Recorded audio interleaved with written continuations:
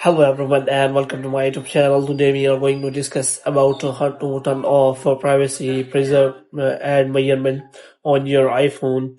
For example, if you use Safari and you have simply turned on privacy preserve environment on your Safari, and if you want to turn this feature, so how you can do that? For this, what you have to do, you have simply watch this video completely. So without wasting any time, let's start the video. So first of all, what you have to do, you have to simply make sure that you are connected to a proper Wi-Fi internet connection.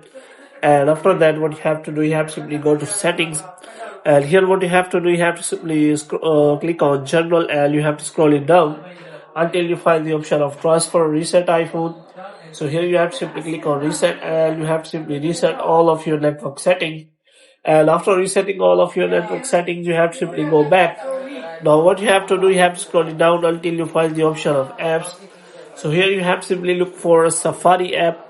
So if you use Safari, so you have to simply click on that, and after that you have to scroll it down until you find the option of advanced. So here you will find the option of privacy preserving environment feature. So what you have to do, you have to simply turn this off.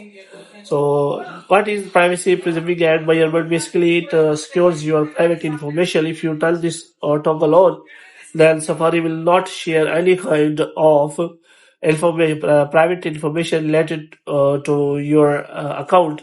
So if you do not want to share that, you must have to turn this toggle on. So hope you have liked this video. If you get more videos like these, you can subscribe our channel.